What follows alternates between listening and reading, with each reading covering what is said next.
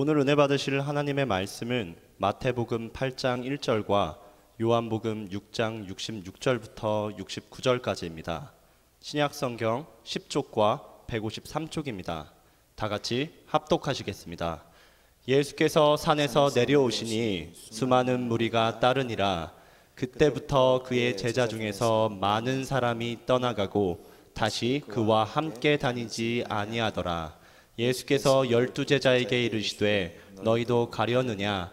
시몬 베드로가 대답하되 주여, 영생의 말씀이 주께 있사오니 우리가 누구에게로 가오리이까?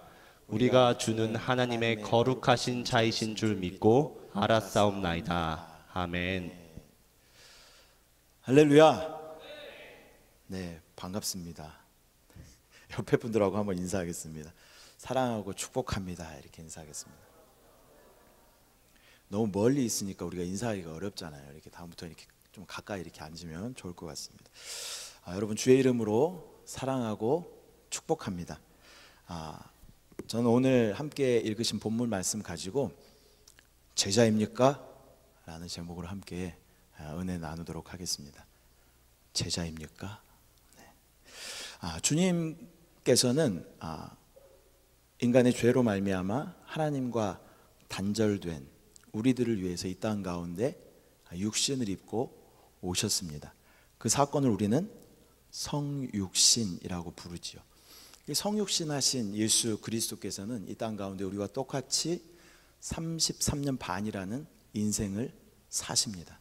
그리고 30세가 지나서 3년 반 동안 예수님께서는 공적인 사역을 시작하시죠. 이 기간을 우리가 뭐라고 불러요? 공생의 기간이라고 부르죠. 공생의 기간 동안 예수님께서는 먼저 제자들을 부르시죠. 제자들을 부르시고 제자들과 함께 두루 다니시며 말씀을 전파하시고 또 제자들을 실시간으로 또 실습시키시고 또 제자들을 양육하여서 하나님의 복음을 전파하는 것에 함께 동역하시죠.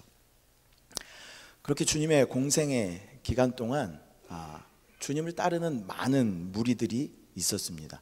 우리가 함께 읽은 마태복음 8장 1절에 예수께서 산에서 내려오시니 수많은 무리가 따르니라. 이 말씀뿐만이 아니라 복음서에 계속 등장하는 말이 무리가 따랐다, 무리가 수많은 무리가 따랐다, 수많은 무리가 따랐다 라는 말이 계속해서 등장을 합니다. 예수님의 공생의 기간 동안 수많은 무리가 따랐는데요, 그 안에는 여러 종류의 무리들이 있었습니다. 이 무리들의 모습을 한번 보면서 우리의 신앙을 한번 점검해 보면 좋겠습니다. 첫 번째로 예수님을 따랐던 무리들 중에는 예수님을 대적하는 무리들도 있었습니다. 마태복음 9장 3절 말씀 한번 보겠습니다. 마태복음 9장 3절 말씀. 어떤 서기관들이 속으로 이르되 이 사람이 신성을 모독하도다. 마태복음 9장 11절 말씀도 한번 보겠습니다. 바리새인들이 보고 그의 제자들에게 이르되 어찌하여 너희 선생은 세리와 죄인들과 함께 잡수시느냐.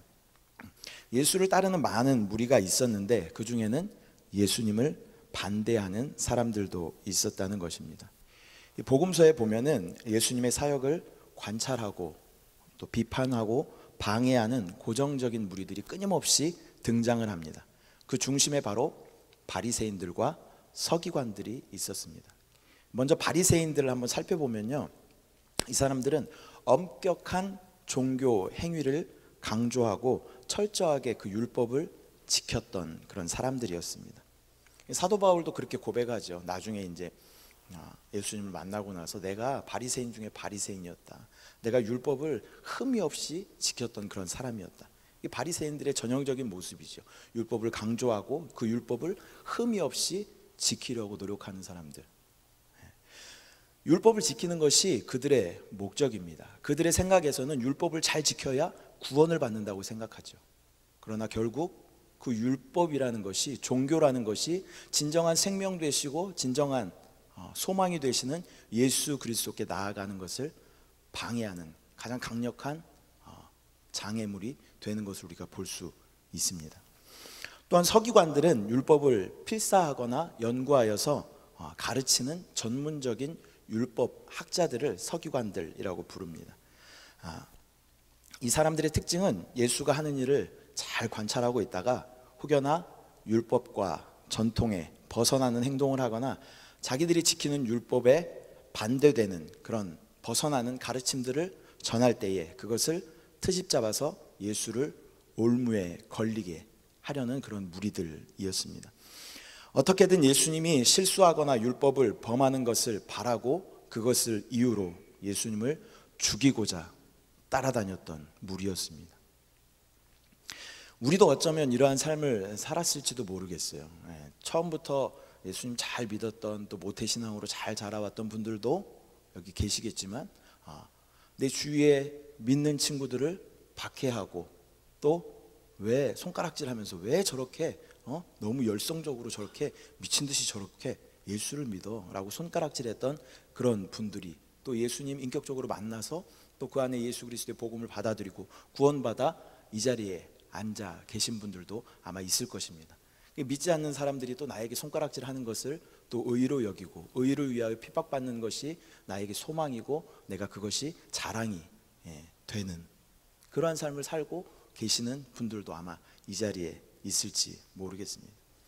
밖에 나가서 우리가 복음을 전하다 보면요, 많은 사람들이 믿는 자들을 핍박하죠.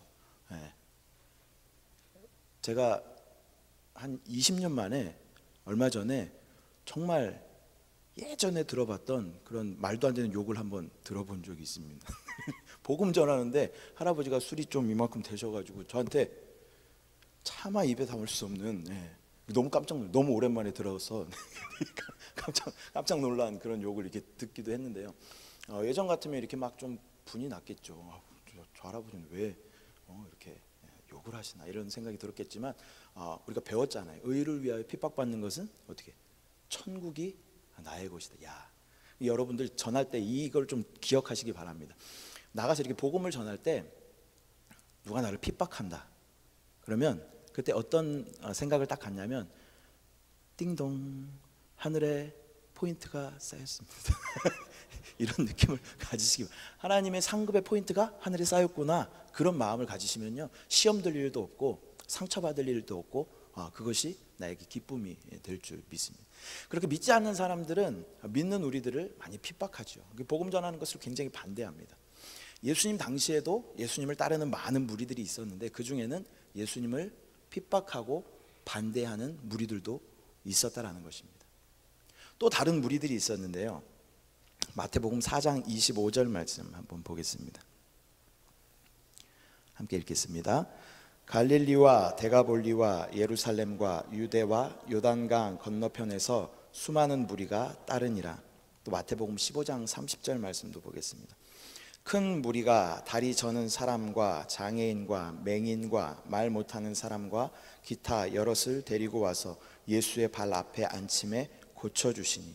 또 누가복음 5장 15절 말씀도 한번 보겠습니다. 예수의 소문이 더욱 퍼짐에 수많은 무리가 말씀도 듣고 자기 병도 고침을 받고자 하여 모여오되. 첫 번째는 예수를 핍박하는 무리들이 있었어요. 근데 두 번째는 이 외에도 복음서의 수많은 부분의 무리들이 주님을 따르는 모습들이 아주 쉽게 우리가 찾아볼 수 있는데 이들은 예수님의 많은 이적과 기사들을 보고 예수님을 따르면 뭔가 좋은 일이 일어날 것 같아서 맹목적으로 예수님을 따라다니는 무리들도 있었다라는 것입니다. 예수님께서 산에 앉아서 이 복음을, 천국 복음을 전파하시죠. 이거 우리 산상수훈이라고 이렇게 부르죠. 그때 수많은 무리들이 그 말씀을 듣습니다. 그리고 예수님 배에 앉아서도 말씀을 전하시죠. 그때도 수많은 무리들이 그 말씀 앞에 나오죠. 예수님께서 또 물고기 2마리와 떡 5덩이로 앉아있는 많은 사람들, 장정만 5,000명이라 그랬어요. 장정만, 남자만 5,000명. 그러면 어린아이들과 부녀자까지 합치면 한 2만 명이 넘는 그런 많은 사람들이었을 거예요. 근데 무리무리 앉아서 이렇게 기다리고 있는 그 무리들에게 예수님께서는 보리떡과 또 생선을 끊임없이 계속 나누어 주시죠. 어떠한 이익과 나에게 어떤 공급이 있을 것을 기대하고 맹목적으로 따라다녔던 그런 무리들도 있었다라는 것입니다. 그들이 예수님의 기적에 환호하고 박수치고 열광했던 무리들, 그런 무리들이 있었다라는 것입니다. 아마 그들의 반응이 그랬을 거예요. 막 광주리에서 계속 떡 5개하고 5병 떡 5개하고 물고기 2마리가 광주리에 들어가더니 계속 나와. 막 먹어도 계속 나와. 다 먹었는데 막 12광주리가 나와. 이 장면을 보고 사람들이 아마 그렇게 소리쳤을 거예요. 와, 진짜 대박이다. 이분 따라다니면, 그 당시에는 아마 먹는 것이 굉장히 큰 이슈였을 거예요. 야, 이분 따라다니면 굶지는 않겠다. 그런 마음이 아마 그들 마음 가운데 있었을지 모르겠어요. 아, 이분 따라다니면 뭔가 좋은 일이 일어날 것 같아. 이분 따라다니면 뭔가 콩고물이 떨어질 것 같아. 그런 마음을 가지고 아마 따르던 무리들이었을 것입니다. 그런데요, 이 무리들은 예수님께서 나중에 재판에 넘겨졌을 때 예수님을 십자가에 못 박아라, 예수님을 십자가에 못 박아라 소리치는 무리들로 돌변하게 됩니다.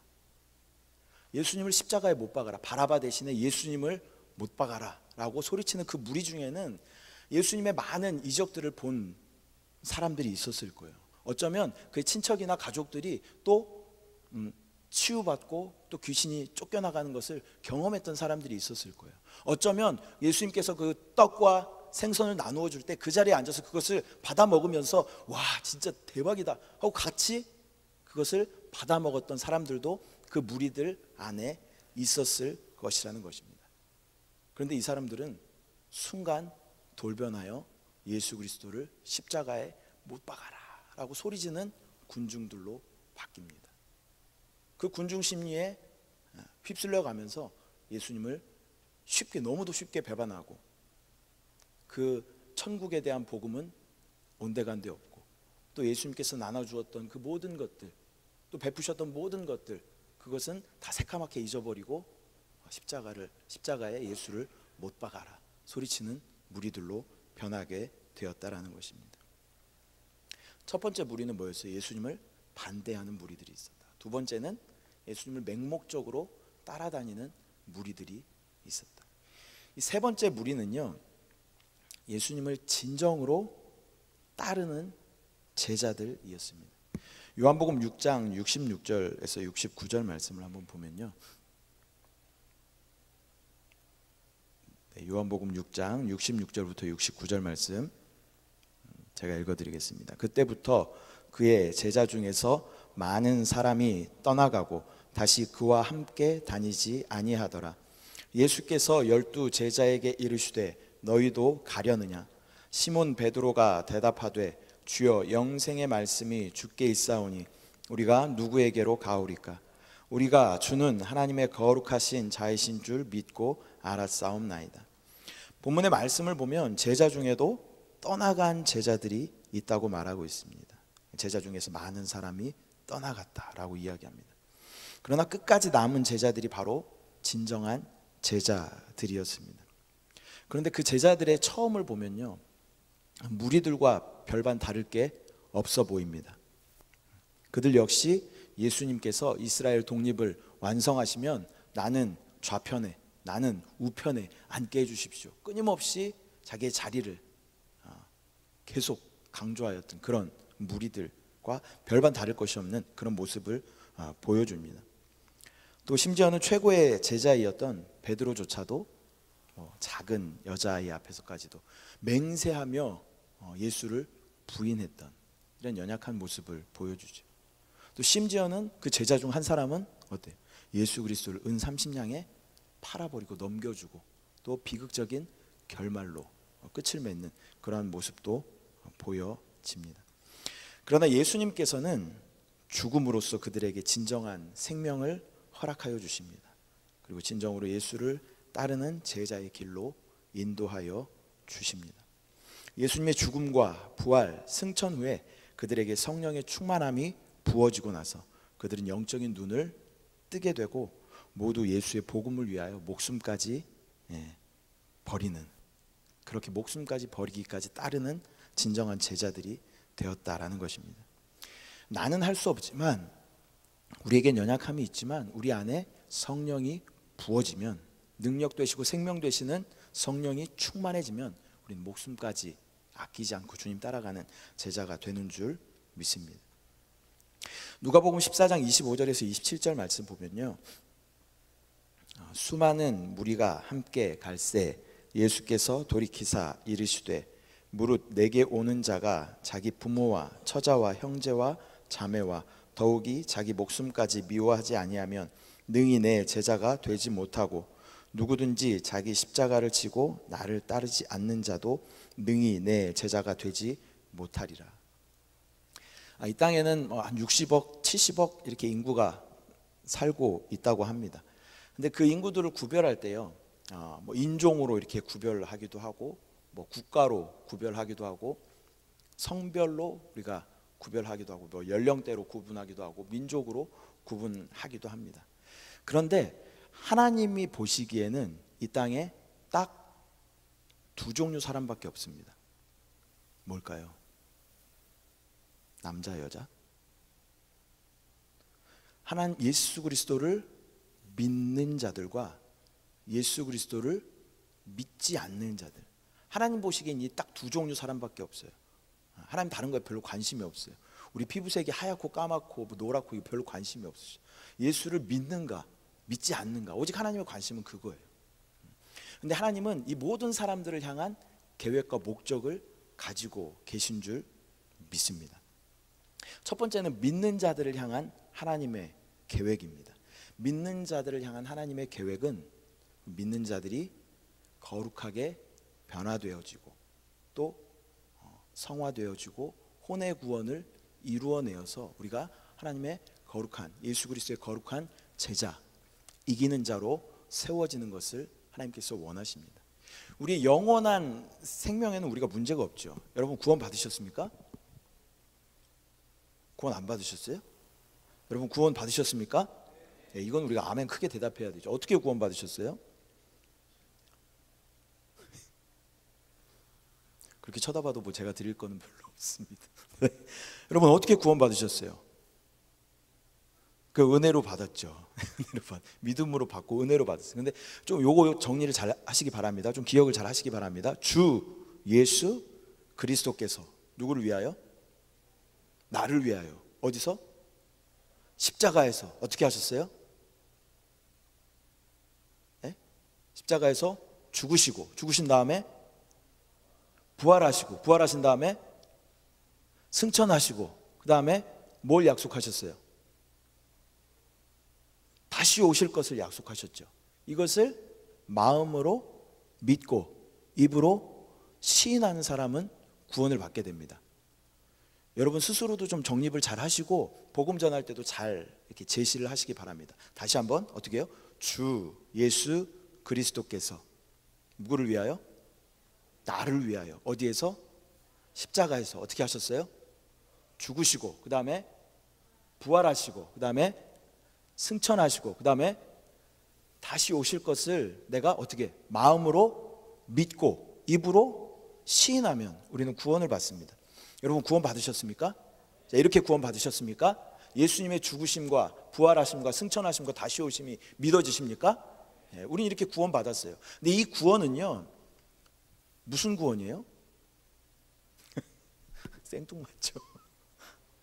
영의 구원. 딩동댕. 포인트가 쌓였습니다. 영의 구원이지. 영의 구원. 영의 구원은 우리 이미 마음으로 믿고 입으로 신한 순간 구원을 받은 줄 믿습니다. 영의 구원을 받았다라는 것은 언젠가는 우리의 이 육체도 영광스러운 몸으로 변화된다라는 것이죠. 그럼 영의 구원을 받은 자들은 육의 구원을 자동으로 받게 돼요. 그러면 영, 혼, 육이 있으면 뭐가 남았어요? 혼이 남았죠. 혼. 어렵나요? 자, 영혼 육의 육이 구원을 받았대요. 뭐가 남았어요? 혼이 남았어요. 근데 이 혼의 구원은 우리가 이루어가는 구원이 이루어가는 구원. 어떻게 이룰 수 있어요? 지금 이렇게 예배 가운데 나아오고 또 내가 주님 앞에 간절히 기도하고 또 말씀 가운데 거하고 하나님의 뜻대로 살려고 작정하고 또 나아가서 예수의 복음을 전하고 순간순간 예수를 마시고 호흡하면 우리는 혼의 구원을 받게 되죠. 믿는 우리들을 향한 하나님의 계획은 뭐예요? 온전한 혼의 구원을 이루어서 이 혼의 구원을 이룬 자들은 어떻게 돼요?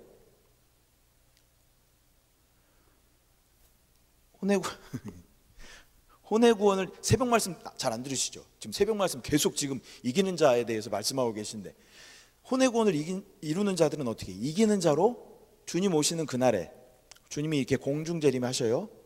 공중재림 딱 하시면 주님이 우리를 부르시죠. 우리 이름을 부르실지 교회라고 부르실지 주 예수라고 부르실지 모르겠지만, 혼의 구원을 온전히 이룬 사람들은 주님께서 부르시는 그 음성이 들릴 거예요. 그래서 우리는 어떻게 돼요? 이기는 자들은 들림받아. 그리고 7년 동안 주님과 함께 하늘에서 혼인잔치를 하고 이 땅 가운데 내려와서 뭐해요? 1000년 동안 이 땅을 다스리죠. 우리의 목적은 영의 구원을 우리 이미 받았다라는 것이에요. 뭐가 남았어요? 혼의 구원을 이루어가는 과정 가운데 우리가 있다라는 것이죠. 우리의 목적은 이 혼의 구원이에요. 혼의 구원. 그렇기 때문에 우리가 마음으로 믿고 입으로 신에서 구원 딱 받았으면 되지, 뭐 하려고 내가 이게 주일날 이 황금 같은 시간에 또 금요 찬양 예배에 나오시는 여러분들 중에 남들은 막 불금이라고 나가서 막 친구들 만나고 막 재밌게 놀고 그러는데 우리는 여기서 왜 불타는 금요일 찬양 예배를 드리고 있는지, 왜 그래요? 우리가 왜? 혼의 구원을 이루기 위해서. 믿는 우리에게 하나님이 가지고 계신 계획은 뭐예요? 목적은 뭐예요? 우리가 온전히 혼의 구원을 이루어내는 것이 바로 하나님의 목적인 줄 믿습니다. 여러분, 제가 질문 하나 할게요. 여러분 제자이십니까? 여러분 제자이셔요? 팬인가 제자인가 라는 책을 지은 카일 아이들먼이라는 목사님이 계십니다. 근데 그 목사님의 책에 보면은 제자와 비교해서 팬이라는 단어를 사용합니다. 스타를 향해서 소리 지르고 열광하지만 자기의 필요에 따라서 얼마든지 등을 질 수 있는 사람을 팬이라고 이야기합니다. 성경에서의 이 책에서 성경에서의 한 인물을 소개하는데 바로 니고데모라는 인물입니다. 니고데모는요, 요한복음에만 등장하는 인물이에요.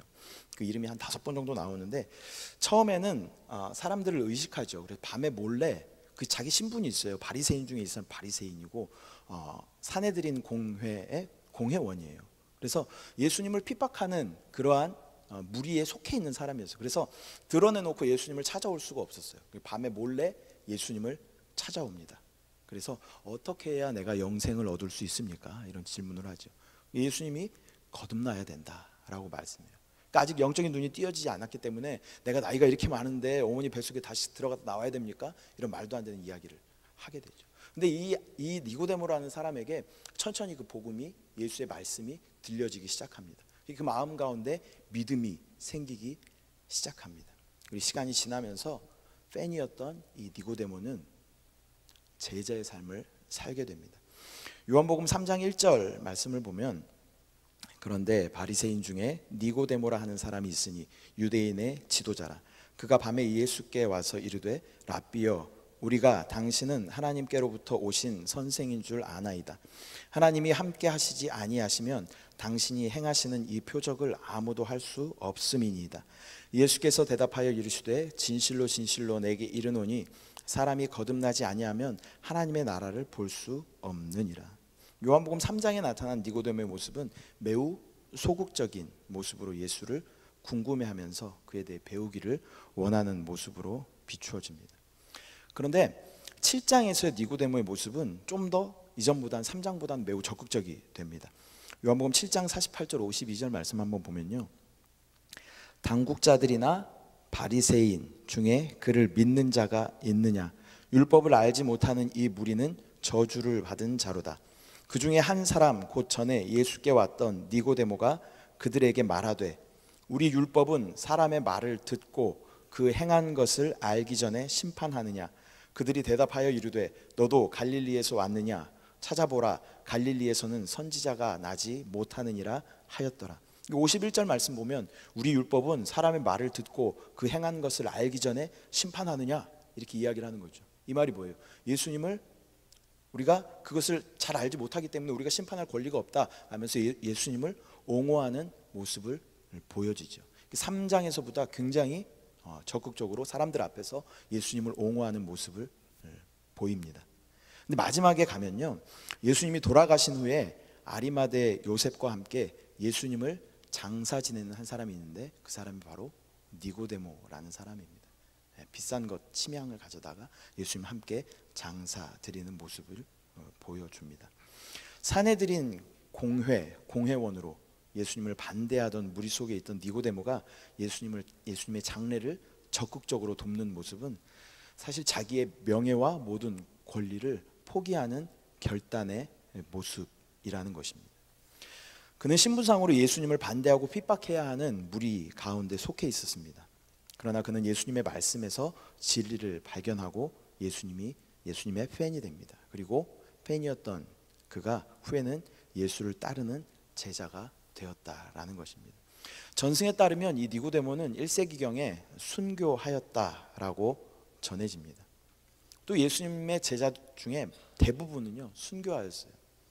사도 요한을 제외한 다 모든 사람들은 순교하였다라고 말씀하고 있습니다. 제자들은 다 순교했대요. 제가 아까 여러분에게 질문했습니다. 여러분 제자이십니까? 다 순교했대요. 다시 한번 잘 생각해 보시죠. 여러분 제자이십니까? 아까 자신 있게 대답하시더니 조금 소심해지고. 주님을 위해 여러분 순교할 수 있습니까? 내 목에 칼을 들이대고 예수 믿으면 죽여버릴 거야. 예수 안 믿는다고, 내가 예수 믿지 않는다고 한마디만 하면 자유를 줄게, 이렇게 이야기할 때 우리 이론적으로 말고 이론적으로, 진짜 현실적으로 내 목에 지금 칼이 들어와 있어요. 그리고 예수 믿는다 그러면 죽어. 근데 내가 예수 믿지 않는다 그러면 살려줄게. 이런 상황 앞에서 이론적으로 말고 진짜 현실적으로, 실제적으로 이런 상황 앞에서 나는 오직 예수님만 믿고 예수님만 따라갈 것입니다 라고 담대하게 여러분 이야기할 수 있습니까? 다시 한번 물어볼게요. 여러분 제자이십니까? 아까보다 목소리가 굉장히 떨리면서 결연한 각오를 가지고 대답하시는 것 같아요. 근데 지금 이 시대에 대한민국 땅에 살아가는 우리에게는 순교할 수 있는 기회가 많지 않아요. 그렇죠? 뭐 예수 믿는다고 우리 가운데 막 죽이려고 달려든, 욕은 먹죠. 그 할아버지처럼 욕은 할 수 있겠지만 죽이진 않겠죠. 근데 제자들처럼 어떻게 제자들이 그 목숨을 버리면서까지 예수의 복음을 전하며 그 자기의 신앙을 증명하였던 것처럼 우리 어떻게 예수에 대한 그 사랑과 우리의 또 그 믿음을 증명할 수 있을까요? 어떻게 할 수 있을까요? 우리 이런 말 많이 하죠. 내 피 같은 돈, 내 피 같은 목숨 같은 시간, 이런 말 많이 하죠. 지금 우리가 정말 순교 당할 수 있는 그런 기회조차 없는 이 땅을, 이 시간을 살아가고 있지만 우리가 주님 앞에 순교할 수 있는 그 순교의 영성을 주님 앞에, 또 그것을 내가 주님 앞에 증거할 수 있는 방법은 내가 목숨처럼 여기는 나의 시간을 주님 앞에 드리는 것. 지금 여러분처럼 내가 목숨처럼 여기는 시간을 주님 앞에 드리는 것. 또 내가 목숨처럼 여기는 나의 그 물질을 주님 앞에 드리는 것. 또 내가 목숨처럼 여기는 나의 열정과 나의 사랑을, 충성을 주님 앞에 드리는 것. 그것이 우리 가운데 우리가 할 수 있는 순교인 줄 믿습니다. 다시 한번 여러분께 질문하겠습니다. 여러분 제자이십니까? 그건 우리 할 수 있잖아요. 그죠? 내가 목숨처럼 여기는 나의 시간, 나의 것이라고 내가 붙잡았던 그 시간 내가 주님 앞에 드릴 수 있잖아요. 또 주님이 원하실 때 내가 성령의 감동대로 기쁨으로 내가 목숨처럼 여겼던 그 물질도 주님의 나라를 위해서 우리가 드릴 수 있잖아요. 또 나의 충성과 나의 열심, 주님을 위해서, 그 나라를 위해서 내가 드릴 수 있잖아요. 그것을 드릴 수 있다면 우리는 예수님의 거룩한 제자인 줄 믿습니다. 이렇게 믿는 우리들에게는 예수 그리스도의 제자가 되어가는 것, 이기는 자로 세워지는 것, 나의 모든 것을 다 주님 앞에 기쁨으로 드릴 수 있는 것, 그것을 주님께서 우리 가운데 원하십니다. 그것이 바로 혼의 구원을 이루어내는 길인 줄 믿습니다. 아까 두 종류의 사람이 있다 그랬어요. 한 종류는 예수님을 믿는 사람, 또 한 종류는 예수 그리스도를 믿지 않는 사람. 이 믿지 않는 사람들에 대한 예수님의 목적은 무엇일까요? 먼저 믿고 구원받은 이긴 우리들을 보내서 그 영혼들을 얻어내시는 것이 하나님의 목적인 줄 믿습니다. 먼저 주님 앞에 제자에 된 삶을 살고 있는 우리들을 그 가운데로 보내서 그 영혼들을 얻어내어 나 같은 제자 만드는 것이 하나님의 목적인 줄 믿습니다. 주님은 당장 오늘 밤에라도 오실 수 있지요. 그날이 도적같이 임하죠. 언제 오실지 모르죠. 당장 이 예배가 끝나기 전에 주님 오실 수도 있죠. 근데 왜 주님 안 오셔요? 구원받아야 할 영혼들이 아직 있다라는 것입니다. 그 영혼들을 찾아내어서 그 영혼들을 주님께 데려오고 또 그 영혼들을 양육하여서 나 같은 제자를 이기는 자를 만들어내는 것이 하나님의 뜻인 줄 믿습니다. 여러분 제자이십니까? 여러분 이기는 자로 세워가고 계십니까? 그렇다면 우리가 한편으로는 우리가 제자의 삶을 온전히 살아내고 혼의 구원을 온전히 이루어야 하고, 또 한편으로는 우리가 믿지 않는 영혼들을 찾아내어 그들에게 복음을 제시하고 구원을 받게 하고, 또한 양육하여서 그들을 나와 같은 제자로 이기는 자로 세워내는 것, 그것이 우리의 사명인 줄 믿습니다. 말씀을 정리하도록 하겠습니다. 예수님의 공생의 기간 동안에 예수를 따르는 많은 무리들이 있었습니다. 첫 번째 무리들은 바로 예수님을 거부하고 또 방해하고 핍박했던 무리들이 있었습니다. 두 번째는 예수님을 맹목적으로 어떠한 자기의 유익을 위해서 자기에게 어떠한 좋은 것이, 먹을 것이, 필요한 것이 채워질 거라는 그러한 목표를 가지고, 목적을 가지고 예수님을 따르는 무리들이 있었다라는 것입니다. 그래서 순간적으로 그들은 예수님을 십자가에 못 박으라 라고 소리치는 무리들로 변하게 되죠. 세 번째는 소수의 무리들이 있었습니다. 예수님을 정말 죽기까지 따르는 소수의 무리들, 성령의 충만함을 받고 예수님의 담대한 사도들로, 제자들로 나아가 예수 그리스도를 전했던 그들의 헌신이 있었기 때문에 저와 여러분이 예수의 복음을 듣게 되었죠. 먼저 이겼던 그들의 복음, 그들의 열정, 그것이 있었기 때문에 여러분과 제가 지금 이 자리에 앉아서 크리스찬이라는 이름으로 함께 예배 드리고 있는 것이죠. 그렇게 보면 우리는 어찌 보면 복음의 빚진 자들입니다. 나는 모태신앙이야 라고 이야기할지라도 부모님의 어떤 그러한 헌신이 있었겠죠. 부모님의 또 그 복음 전하는 그런 마음들이 있었겠죠. 어찌됐건 우리는 복음의 빚진 자라는 것입니다. 그 빚을 어떻게 갚아요? 그 빚을 우리가 어떻게 갚을 수 있을까? 나아가서 예수의 복음을 전하고 또 그 사람을 얻어내고 그 사람을 구원해주고 또 양육하여 제자로 이기는 자로 세워낼 때 우리는 그 빚을 갚게 되는 것인 줄 믿습니다. 여러분 제자이십니까? 여러분 제자이십니까? 하나님의 나라와 영광을 위하여 또 영원한 시대와 이 다음 세대를 위해서 내가 기쁨으로 내가 목숨처럼 여기는 그것을 주님 앞에 드릴 수 있는, 내가 목숨처럼 여기는 그 시간을 주님 앞에 드릴 수 있는, 내가 목숨처럼 여기는 그 물질을 주님 앞에 드릴 수 있는, 내가 목숨처럼 여기는 그 충성을, 그 열심을 주님 앞에 드릴 수 있는 저와 여러분은 하나님의 주 예수 그리스도의 거룩한 제자들인 줄 믿습니다. 이 시간 한번 저를 한번 따라해 주십시오. 복음, 다시 한번 복음, 구원, 양육, 제자, 이기는 자. 다시 한번 복음, 구원, 양육, 제자, 이기는 자. 이러한 모습으로 우리가 주님 앞에 다 같이 서서 큰 상급 받는, 또 천년 동안 이 땅을 함께 다스리는 저와 여러분 되시기를 소망합니다.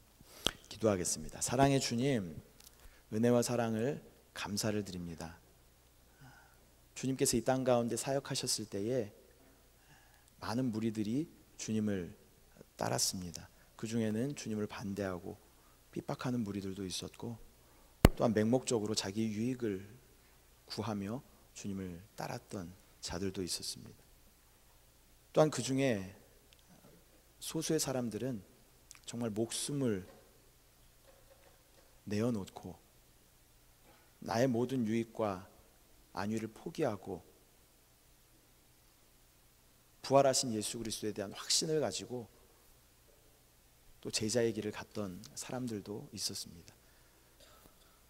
주여, 지금 우리가 살아가는 이 시대가 주님 앞에 목숨을 버리기까지 순교할 수 있는 그러한 시대적 상황은 아니지만, 내가 목숨처럼 여기는 그 시간을 주님 앞에 드리고, 내가 목숨처럼 여기는 그 물질을 주님 앞에 드리고, 내가 목숨처럼 여기는 나의 열정과 충성을 주님 앞에 올려드릴 때 우리 모두가 제자로, 이기는 자로 세워질 줄 믿습니다. 이 땅 가운데, 이 잠시의 시간 가운데, 세상 가운데 우리의 마음을 빼앗기지 않도록 주님 인도하여 주시고, 다음 세대와 영원한 시대를 바라볼 수 있는 안목을 우리 가운데 허락하여 주시옵소서.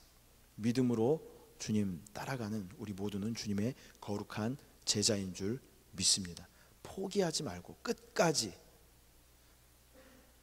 돌아갔던 제자들처럼 포기하지 말고 끝까지 예수 그리스도를 따라갈 수 있도록 주여 우리 가운데 함께하여 주시옵소서. 나의 힘으로 할 수 없지만 우리 안에 성령이 부어지면 성령의 능력으로, 생명으로 우리가 그것을 넉넉하게 감당할 수 있을 줄 믿습니다. 그렇게 하실 주님을 바라봅니다. 주님을 찬양합니다. 주님을 사랑합니다. 감사드리고 예수님의 이름으로 기도드립니다. 아멘.